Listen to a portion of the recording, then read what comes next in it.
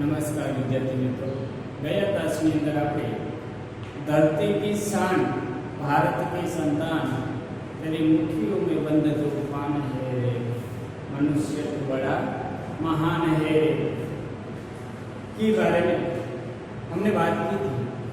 आज हम आगे बढ़ेंगे। हमारे पाठ्य पुस्तक में जो वीरों का कैसा हो पसंद, यानी कि वीर पुरुष यानी कि सैनिकों का कैसा हो पसंद, यानी कि वसंत ऋतु कैसी ऋतु है कि जो सौंदर्य से भरी हुई होती है, उसे हम वसंत ऋतु कहते हैं। तो ऐसे वीर सैनिकों की वसंत कैसी होनी चाहिए, कैसी होगी, ये प्रश्नार्थ सुभद्रा कुमारी चौहान ने सुंदर रूप से यानी कि वीर रस को हमारे सामने यहाँ पे रखा है। एक गीत रचना है। गीत रचना हमने पहले भी कहा था कि गीत रचना एक स्वर, पद और लय के साथ जिसे हम गाया जाता है उसे गीत कहते हैं। तो ऐसा ही एक वीर सुभद्रा कुमारी चौहान ने हमारे सामने वीरों का कैसा हो पसंद प्रश्न करके हमारे सामने रखा है। तो वसंत ऋतु अपने सौंदर्य से यानी कि प्राकृतिक सौंदर्य से के लिए प्रसिद्ध है। प्रकृति का हर रूप इस ऋतु में निखर उठता है। प्रकृति का हर रूप जो होता है वह इस ऋतु में निखर उठता है। साथ ही साथ परंतु वीरों का प्रकृति के इस सौंदर्य की रुचि नहीं होती। जो वीर पुरुष होते हैं उस वीर पुरुष को सौंदर्य के साथ किसी से लगाव नहीं होता, यानी कि रुचि नहीं होती। इन्हें तो उन शत्रुओं से लड़ने और उन्हें परास्त करने में रुचि होती है। उन्हें किसमें प्रसन्नता मिलती है? जिसे शत्रु के सामने लड़ने और उसे परास्त करने में ही उन्हें रुचि होती है। साथ ही साथ जो अनीति और अन्याय के सिवा कुछ नहीं जानते, उन्हें बाग बगीचे नहीं बल्कि वे स्थान पसंद होते हैं। उन्हें बाग बगीचे पसंद नहीं होते, उन्हें तो युद्ध भूमि रणभूमि ही पसंद होती है वीर पुरुषों को, बल्कि वे स्थान उसे पसंद नहीं होते जहाँ शौर्य और पराक्रम के फूल खिलते हैं।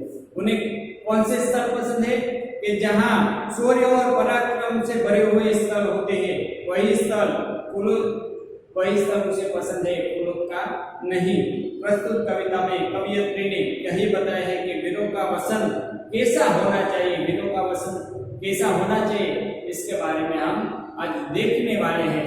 तो वीरों का वसंत कैसा हो पसंद सुभद्रा कुमारी जो चौहान है, उन्होंने हमारे सामने एक वीर रस से भरे हुआ एक जो गीत रचना है वह हमारे सामने रखे हुए, तो उसके बारे में हम देखते हैं। वीरों का कैसा हो वसंत सुभद्रा कुमारी चौहान, जन्म सन 1904 में। सुभद्रा कुमारी चौहान का जन्म प्रयाग में ठाकुर रामनाथ के घर में हुआ था। ठाकुर रामनाथ के घर में सुभद्रा कुमारी चौहान का जन्म हुआ था। साथ ही साथ कातरेट गर्ल्स कॉलेज में आपने शिक्षा प्राप्त की। उन्होंने एक कॉलेज थे जो गर्ल्स कॉलेज यानी कातरेट जो गर्ल्स कॉलेज थी, वहां से उन्होंने शिक्षा प्राप्त की। साथ ही साथ उनका विवाह खंडवा निवासी लक्ष्मण सिंह चौहान के साथ संपन्न हुआ। लक्ष्मण सिंह चौहान के साथ सुभद्रा कुमारी चौहान का विवाह यानी कि शादी हुई थी। साथ ही साथ सुभद्रा कुमारी चौहान ने कांग्रेस के सहयोगी आंदोलन में भाग लेने के लिए अपना अध्ययन छोड़ दिया और पति को भी देश सेवा में भाग लेने के लिए प्रेरित किया। सन 1947 में 15 फरवरी को जबलपुर के समीप एक मोटर दुर्घटना में उनका देहांत हो गया। मोटर दुर्घटना में सुभद्रा कुमारी चौहान का निधन हो गया था।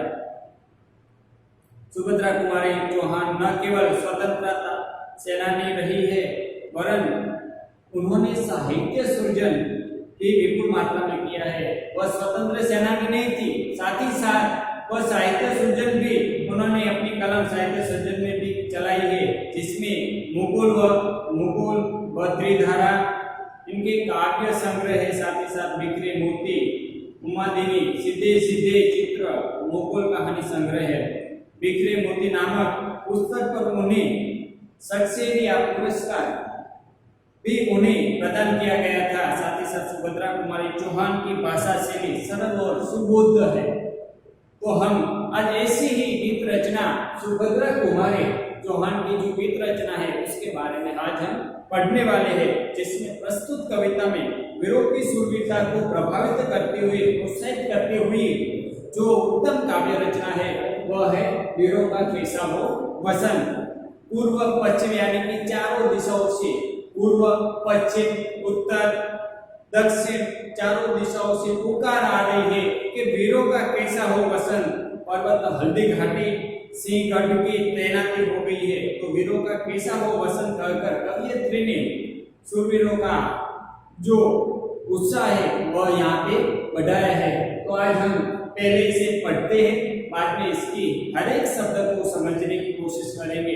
वीरों का कैसा हो वसन, देखते हैं।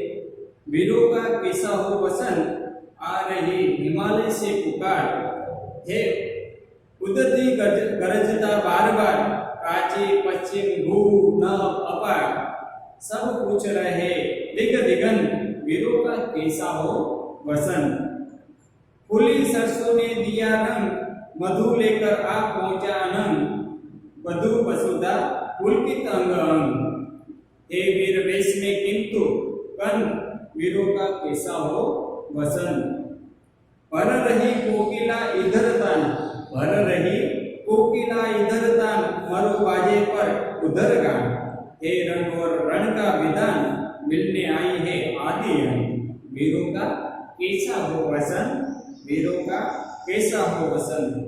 कह दे अतीत अब मौन त्याग, कह दे अतीत अब मौन त्याग, कह दे अतीत अब मौन त्याग, लंके तुझमें क्यों लगी आग, ये लंके तुझमें क्यों लगी आग, एक कुरुक्षेत्र अब झाग झाग, बतला अपने अनुभव अनंत, अपना जो अनुभव है वह बता, वीरों का कैसा हो वसन, वीरों का कैसा हो वसन। हल्दी घाटी के शिलाखंड, ये दुर्ग सिंहगढ़ के प्रचंड, राणा ताना का कर घमंड, दो जगह आज स्मृतियां ज्वलन, वीरों का कैसा हो वसन, वीरों का कैसा हो वसन।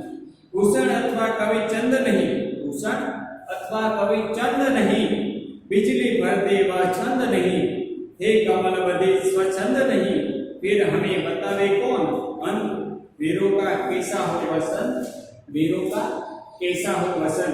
अब हम देखते हैं वीरों का कैसा हो वसन, सुभद्रा कुमारी चौहान हर एक शब्द को समझे। वीरों का कैसा हो वसन, पहले ही प्रश्नार्थ करके सुभद्रा कुमारी चौहान ने हमें कहा है कि वीरों का कैसा होना चाहिए वसन। उसके आधार पर आगे बढ़ते क्या आ रही हिमालय से पुकार है, उदती गरजता बार बार, प्राची पश्चिम भू नभ अपार, सब पूछ रहे दिग दिगन, वीरों का कैसा हो वसन। कि आज आदि अंत यानी कि पूर्व पश्चिम चारों दिशाओं से, हिमालय से, सागर से गर्जना आ रही है कि वीरों का वसन कैसा होना चाहिए, यानी कि आ रही हिमालय से पुकार, हिमालय पर्वत जो है वहां से पुकार आ रही है, आवाज आ रहा है, हे उदती गरज रहा बार बार, उदती यानी कि समुद्र, समुद्र भी गरज रहा है, कह रहा है कि वीरों का वसन कैसा होना चाहिए। चारों दिशाओं से पुकार आ रही है, आवाज आ रही है कि वीरों का कैसा होना चाहिए वसन। प्राची यानी कि पश्चिम, पश्चिम पूर्व, भू यानी कि भूमि, नभ यानी कि आकाश, अपार यानी कि सब, ये सब पूछ रहे हैं कि वीरों का वसन कैसा होना चाहिए। देखिए वीरों का कैसा हो वसन, हिमालय पर्वत गरजता हुआ सागर, पूर्व पश्चिम आदि सब दिशाएं एक ही प्रश्न पूछ रही है कि वीरों का कैसा होना चाहिए वसन। कि जो वीर पुरुष है, जो सैनिक है, उसका वसन कैसा होना चाहिए। तो हमारे एक एक मार्ग के अंदर ये प्रश्न पूछ सकते हैं कि कौन गरज रहा है, बार बार कौन गरज रहा है, तो आपको सभी को लिखना है सागर, सागर गरज रहा है। साथ ही आगे बढ़ते हैं, फूली सरसों ने दिया रंग, मधु लेकर आप पहुंचा अनंग, फूली सरसों ने दिया रंग, मधु लेकर आप पहुंचा अनंग, वधु वसुधा पुलकित अंग अंग, हे वीर वेश में किंतु कंत, वीरों का कैसा हो वसन।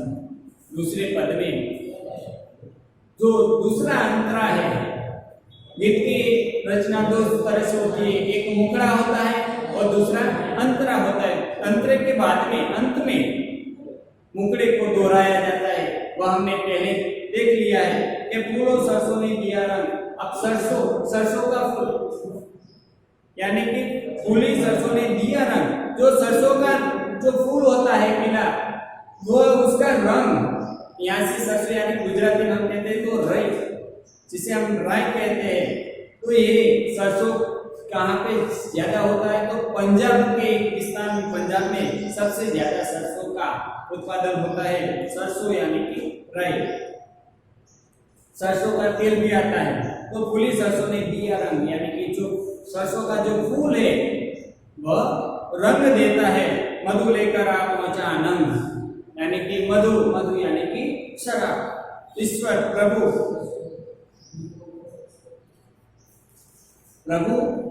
जो है वह शराब लेकर आ गए कि वसंत ऋतु में सरसों फूली है। वसंत ऋतु में जो सरसों का फूल है वह खिल उठा है। साथ ही साथ कामदेव भी अपनी मदिरा लेकर आ पहुंचे। जो कामदेव है, वसंत ऋतु में कामदेव जाग उठते, तो ऐसे कामदेव वसंत ऋतु में जाके अपनी मदिरा, अपनी शराब लेकर आ पहुंचे हैं। पृथ्वी भी प्रसन्न है। तो इस तरह वसंत ऋतु फूली हुई है, उसी तरह यहाँ पे भी कामदेव भी अपनी मदिरा लेकर आ पहुंचा है। पृथ्वी भी प्रसन्न है, किंतु वीर पुरुष इस तरह पृथ्वी प्रसन्न है, लेकिन जो वीर पुरुष है, जो नायक है, उन्हें इसमें रुचि नहीं है कि फूल खिला है, सुगंध आ रही है, रंग है, सौंदर्य है, साथ ही साथ कामदेव भी आ गए हैं मदिरा लेकर, लेकिन इसमें रुचि वीर पुरुषों को नहीं है। पृथ्वी को प्रसन्नता है, लेकिन वीर पुरुषों को प्रसन्नता नहीं है, उसे उसमें रुचि नहीं है। वह तो यह देखना चाहता है कि वीरों का वसंत कैसा होना चाहिए, कि साथ ही साथ वीरों का वसंत कैसा होना चाहिए। ये बात हमारे सामने सुभद्रा कुमारी चौहान ने रखा है कि जिस तरह वसंत ऋतु प्रफुल्लित होती है, खिल उठती है, तब हर एक मनुष्य के अंदर एक प्रसन्नता जाग उठती है। जिस तरह पृथ्वी को प्रसन्नता जाग उठती है, लेकिन वीर पुरुष जो सैन्य है उसे प्रसन्नता नहीं होती, उसमें रुचि नहीं होती। उसको तो युद्ध भूमि में शत्रु को मारने की इच्छा होती है, उसे तो युद्ध भूमि में खेलना है, उसे इसमें रुचि नहीं है। यह बात सुभद्रा कुमारी चौहान ने रखी है कि वीरों का कैसा हो वसंत, पर रही कोकिला इधर तान, मरु बाजे पर उधर गान, हे रंग और रण का विधान, मिलने आई है आदि अंत। वीरों का कैसा हो वसंत, पर रही कोकिल इधर तान। वसंत ऋतु जब खिल जाती है, तब जो कोयल है, वो कोयल की जो कूक है, जो उसका आवाज है, वो मधुरमय लगता है। तो वसंत ऋतु में कोयल अधिक से अधिक बोलती है। तो वसंत ऋतु में जब कोयल बोलती है, तो हर एक मनुष्य के अंदर एक प्रफुल्लित तन्मय होके उसे सुनता है। मरु बाजे पर उदर गान। लेकिन हमारे जो वीर पुरुष है, वह तो रणभूमि में गरजता हुआ जो नगारे का ताल है वही सुनता है। वीर पुरुष क्या करते हैं कि जब भी युद्ध होता है तब नगारा बजता है, तो वह युद्ध भूमि में वह गोली की आवाज, वो चिल्लाने की आवाज, वो मरने की आवाज, वही उसकी वसंत होती है। उसे कोकिला की यानी कि कोयल की आवाज उसे उसमें रुचि नहीं है। पर रही कोकिल दर ताना, मरु बाजे पर उदर गान, हे रंग है रण का विधान। इस रंग का यही विधान है, रंग का यानी कि युद्ध का विधान है, मिलने आई है आदि अंत। इसका क्या अर्थ है कि यदि युद्ध में जीत हासिल होगी तो आदि होगा, यानी कि भविष्य होगा, यदि हार होगी तो अंत होगा, यानी कि हार के समान, यानी कि हार तभी होगी जब मनुष्य मर जाता है। जब तक वह मनुष्य जीवित है, जब तक वीर पुरुष जीवित है, तब तक वह किसी से हार नहीं मानता, और हार मानने से वह उसका अंत है, यानी कि आदि और अंत उसी के समान जुड़ा हुआ है। कि इधर कोयल कूक रही है और उधर युद्ध के वाद्य बज रहे हैं, यानी कि वीर पुरुष के जो वाद्य है, नगारे बज रहे हैं। एक और रंग है तो दूसरी ओर रण है। एक और रंग यानी कि कोयल, सरसों का जो उसका रंग है, एक तरफ रंग है तो दूसरी तरफ रण है, यानी कि युद्ध भूमि का।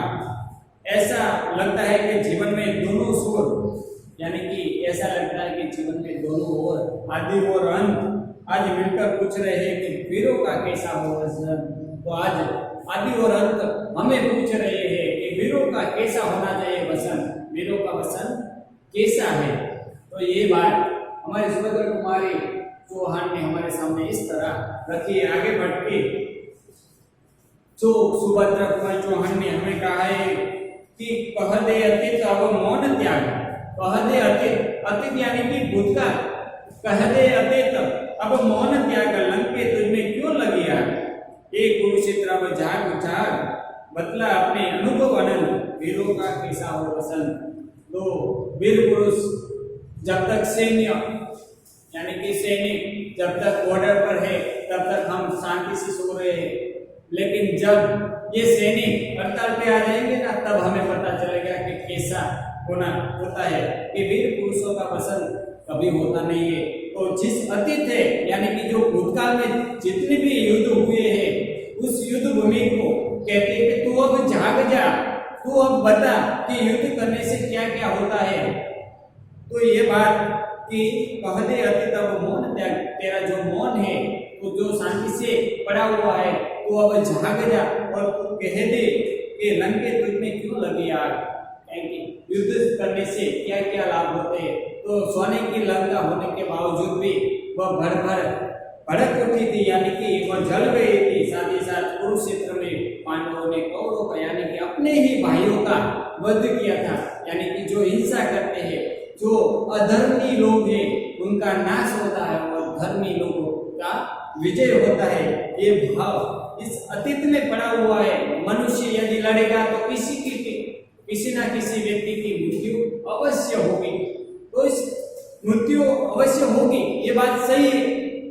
तो फिर युद्ध क्यों करे, समझ क्यों ना जाए, तो भी शांति से सो सकेंगे, शांति से रह सकेंगे, वह भी वसंत ऋतु का आनंद ले सकेंगे। लेकिन यहाँ पे तो मनुष्य समझ ही नहीं रहे। तो यहाँ सुभद्रा कुमारी चौहान जो है वह कह रही है कि अतीत को जगा के कह रही है कि जिस तरह लंका का जो युद्ध है, साथ ही साथ यानी कि श्रीलंका जिसे हम कहते हैं रावण की जो भूमि है वह, साथ ही साथ कुरुक्षेत्र, आज भी पृथ्वी के अंदर जितने भी युद्ध हुए हैं उनका कोई ना कोई परिणाम आया और वह परिणाम खराबी आया है, क्योंकि असंख्य मनुष्य की मृत्यु होती है, असंख्य महिलाएं विधवा होती है और असंख्य मनुष्य की रुदन की आवाज अभी भी हमारे कानों में गूंजती है। कुरुक्षेत्र का युद्ध आप अभी कल्पना कीजिए कैसा होगा कि असंख्य लोग वहां पे मरे हुए, वहां की भूमि अभी लाल है, रक्त से भरी हुई भूमि कुरुक्षेत्र यानी कि कहाँ आई है, तो कि जो दिल्ली है, दिल्ली के थोड़ी ही दूर वह कुरुक्षेत्र का मैदान है जहाँ पे महाभारत का युद्ध हुआ था कौरव और पांडवों के बीच, लेकिन वह भी विनाशकारी युद्ध हुआ था। तो ऐसे विनाशकारी युद्ध को हमें टालना चाहिए। शांति का जो भाव है वह भाव हमें प्रस्तावित करना चाहिए। हमें जब तक शांति से रहेंगे तब तक अच्छी तरह से रहेंगे। ये भाव सुभद्रा कुमारी चौहान हमें बताना चाहते हैं कि वीरों का कैसा हो वसन। आगे बढ़ के हल्दी घाटी के शिलाखंड, ये दुर्ग सिंह गढ़ के प्रचंड, राणा ताना का कर घमन, राणा ताना का कर घमन। हल्दी घाटी के शिलाखंड, ये दुर्ग सिंह गढ़ के प्रचंड, राणा ताना का कर घमन, दो जगह आज स्मृतियां ज्वलंत, वीरों का कैसा हो वसन। आगे बढ़ के सुभद्रा कुमारी चौहान यानी कि हमारी जो कवियत्री है वह कवियत्री कहती है कि हल्दी घाटी के शिलाखंड, हल्दी घाटी का जो युद्ध है महाराणा प्रताप और अकबर के बीच, महाराणा प्रताप और अकबर के बीच जो युद्ध हुआ था हल्दी घाटी में, वह युद्ध का जो संतनाद था, वह युद्ध के बारे में कवियत्री कहती है कि हल्दी घाटी के शिलाखंड, वहां पे राणा प्रताप ने अपने सैन्य के साथ अकबर के साथ चढ़ाई की थी और वहां पे जीत हासिल की थी। वह हल्दी घाट आज भी जीवंत है हमारे अंदर। उसी तरह ये दुर्ग सिंहगढ़ के प्रचंड यानी कि सिंहगढ़, हमने तानाजी फिल्म देखी है जिसमें सिंहगढ़ जो किला है वो चला जाता है। साथ ही साथ राणा ताना का द्वारा जो शिवाजी जो है वो शिवाजी का जो सैनिक है तानाजी, वह तानाजी मालसुरी उनके द्वारा उस अंतिम जो सिंहगढ़ है वह जीत के शिवाजी को भेंट देते हैं। ऐसी घटनाएं आज भी, ऐसे दो स्मृतियां आज भी हमारे अंदर जीवंत है। लेकिन वीरों का कैसा हो वसंत, यानी कि ऐसे युद्ध से क्या हासिल होता है, तो सिर्फ असंख्य मनुष्य की मृत्यु, रुदन सुनाई देते हैं, साथ ही साथ हिंसा होती है। तो ऐसे युद्ध को हमें टालना चाहिए। जब तक टाले जाएंगे युद्ध तब तक वीरों का वसन अच्छा रहेगा। लेकिन ये सब हमें बता रहे हैं कि वीरों का वसन कैसा होना चाहिए, वीरों का वसन कैसे रहेगा, ये बात हमारे सामने रखी है कि लंका और कुरुक्षेत्र में हुए वीरों की पराक्रम ही वीरों का वसन कैसा हो, इस प्रश्न का उत्तर दे सके। साथ ही साथ राणा प्रताप और तानाजी मालसुरी की वीरता और बलिदान वीरों के वसंत की यादें ताजा कर रही है। तो साथ ही साथ जो वीरों का वसंत है वो राणा ताना यानी कि महाराणा प्रताप और ताना यानी कि तानाजी मालसुरी द्वारा जो युद्ध हुआ था उसकी बात यहाँ पे रख के वीरों का वसंत कैसा होना चाहिए, ये बात सुभद्रा कुमारी चौहान ने हमारे सामने रखी है। बताने की आजादी नहीं है। साथ ही साथ आगे बढ़ते सुभद्रा कुमारी चौहान कहती है कि हमारी कवियत्री आगे कहती है कि भूषण अथवा कवि चंद नहीं, भूषण एक कविता। तो भूषण के बारे में कहा जाए तो कि ये वीर रस से, भूषण जो है वह वीर रस के कवि है, जो वीर रस के आधार को, वीर रस को केंद्र में रख के जो कविता रचते हैं उसे वीर रस कवि कहते हैं। तो छत्रपति शिवाजी के दरबार में इनका प्रतिष्ठान यानी कि प्रतिष्ठा भरे स्थान उनका मिला हुआ था। तो ऐसे भूषण कवि आज नहीं हुए, आज नहीं रहे। ऐसे चंद कवि यानी कि कहा है कि भूषण अथवा कवि चंद नहीं, चंद जो है वह भी वीर रस के कवि है, जिसे चंद बरदाई भी कहते हैं। ये पृथ्वीराज चौहान के मित्र और वीर रस के कवि थे। इन्होंने पृथ्वीराज चौहान की वीरता का वर्णन करते हुए पृथ्वीराज रासों की रचना भी कवि चंद ने हमारे सामने रखी हुई है कि भूषण अथवा कवि चंद नहीं, कि आज ऐसे कवि वीर रस से निपुण असंख्य कवि थे, लेकिन उन्होंने कभी भी वीर रस पे अपनी कलम नहीं चलाई। लेकिन जो भूषण है, जो कवि चंद है, उन्होंने वीर रस पे अपनी कलम चला के सैन्य जो है, वीर पुरुष जो है, उनको अपनी कलम से उजागर उनकी प्रतिष्ठा की है। साथ ही साथ जो तानाजी है, छत्रपति योद्धा, जिसे हम तानाजी कहते हैं, तानाजी जो फिल्म हमने देखी है उसके अंदर ये बात रखी है कि छत्रपति शिवाजी की जो सेना के वीर योद्धा और स्वामी भक्ति से बुरा हुआ जो तानाजी का जो व्यक्तित्व है उजागर होता है। इन्होंने सिंहगढ़ किला जीता था और स्वयं युद्ध में मारे गए थे, यानी कि स्वयं मर के सिंहगढ़ के जो किला है वह जीतकर शिवाजी को दिया था। साथ ही साथ जो महाराणा प्रताप है, वह महाराणा प्रताप जिन्होंने हल्दी घाट के मैदान में सम्राट अकबर को युद्ध में हराकर जीत हासिल की थी। ऐसे महाराणा प्रताप, तानाजी, ऐसे कवि भूषण और कवि चंद आज हमारे अंदर जीवंत है। साथ ही साथ बिजली भर दे वह छंद नहीं, बिजली भर दे यानी कि हमारे अंदर ऐसी चेतना भर दे, ऐसी शक्ति भर दे, ऐसी आज रचना नहीं हो रही है जिस तरह भूषण और चंद की रचनाओं में होती थी। हे कलम बंदी स्वच्छंद नहीं, आज कलम स्वतंत्र नहीं है, आज कलम बंदी हुई है, अंग्रेज आदत है।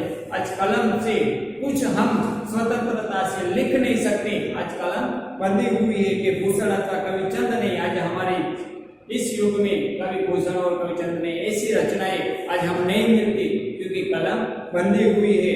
फिर हमें बतावे कौन हंत। ऐसा दुर्भाग्य है कि वीर पुरुषों का ऐसा सूर्य कौन बताएगा, तो कि वीरों का कैसा हो वसंत, इस तरह वीरों का वसंत कैसा होना चाहिए, ये बात सुभद्रा कुमारी चौहान ने हमारे सामने रखी है कि जब तक युद्ध को टाला जाए तो युद्ध को हमें टालना चाहिए। ये बात सुभद्रा कुमारी चौहान ने हमारे सामने रखी है।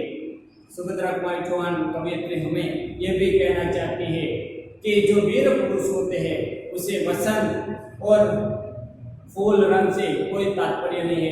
वह तो सिर्फ युद्ध भूमि के जो आवाज है, रणभूमि का जो आवाज है, उसमें जो शत्रु है वह शत्रु को मारने की इच्छा रखने वाले हैं, उसका कोई वसंत नहीं होता। वधु उनका नववधु के समान कोई तात्पर्य नहीं है। साथ ही साथ आज हमने कविता के साथ के माध्यम से हम देखते हैं कि चारों ओर से एक ही प्रश्न है कि वीरों का वसंत कैसा होना चाहिए, कि चारों दिशाओं से उत्तर दक्षिण पूर्व पश्चिम भू नभ आकाश आदि तरफ से चारों ओर से एक ही आवाज आ रही है, एक ही आवाज गूंज रही है कि वीरों का वसंत कैसा होना चाहिए। साथ ही साथ प्रकृति का आकर्षक रूप से जो प्रकृति का रूप है वह वसंत ऋतु में खिल जाता है। अन्य ऋतु के समान वसंत ऋतु सौंदर्य से भरी हुई ऋतु होती है, लेकिन उनसे कोई भी संबंध विरस यानी कि वीरों का कोई संबंध होता नहीं है। साथ ही साथ आदि और अंत का मिलन, जो आदि और अंत युद्ध में क्या होता है कि युद्ध करने से मनुष्य पहले जीतता है तो उसका आदि होता है, और मृत्यु पाते हैं यानी कि हार जाता है तो उसका अंत हो जाता है। फिर एक प्रश्न का उत्तर देगा, यानी कि जो अतीत है यानी कि जो भूतकाल में जितने भी युद्ध हुए हैं वह हमें बता रहा है कि युद्ध से कुछ हासिल नहीं होता, सिर्फ और सिर्फ असंख्य व्यक्तियों की मृत्यु हासिल होती है, हिंसा हासिल होती है, तो उससे कुछ भी हासिल नहीं होता, नए युग का निर्माण होता है। ऐसी बात अतीत के प्रश्न में दिखाई देती है। राणा ताना की सूर्य गाथाएं, महाराणा प्रताप और तानाजी की जो सूर्य गाथाएं, हल्दी घाटी का युद्ध, सिंहगढ़ का जो युद्ध, वह सूर्य गाथाएं आज भी हमारे अंदर जीवंत है। ऐसी दो कहानियां हमारे अंदर जीवंत है, बताने की आजादी नहीं है। आज हमारे बीच कवि भूषण और कवि चंद आज हमारे बीच नहीं रहे। उनकी जो कलम थी वीरशेष निपुण, आज ऐसी रचनाएं, आज ऐसी छंद की रचनाएं आज नहीं हो रही है, क्योंकि हमारी कलम बंदी हुई है। तो ये सब बता रहे हैं कि वीरों का वसंत कैसा होना चाहिए। तो आज हमने ये सब देखा। अब हम उनके अंदर जो आने वाले शब्द थे उसके बारे में हम देखते हैं कि हिमालय, हिमकर यानी कि हिमालय पर्वत, उदधि यानी कि सागर, साथ ही साथ प्राची, प्राची यानी कि पूर्व दिशा, भू यानी कि जिसे हम भूमि भी कहते हैं, पृथ्वी भी कहते हैं, भू यानी कि भूमि पृथ्वी, नभ, नभ यानी कि आकाश, दिग, दिगंत यानी कि दिशा और उसका स्रोत, साथ ही साथ मधु, मधु यानी कि शराब, जिसे हम मदिरा भी कहते हैं, वधु यानी कि विवाह के लिए जो तैयार कन्या है उसे हम वधु भी कहते हैं, नववधु। साथ ही साथ वसुधा, वसुधा यानी कि पृथ्वी, कोकिला, कोकिला यानी कि कोयल, मरु यानी कि रेगिस्तान, रण यानी कि युद्ध, साथ ही साथ विधान यानी कि तरीका, जिसे हम पद्धति भी कहते हैं।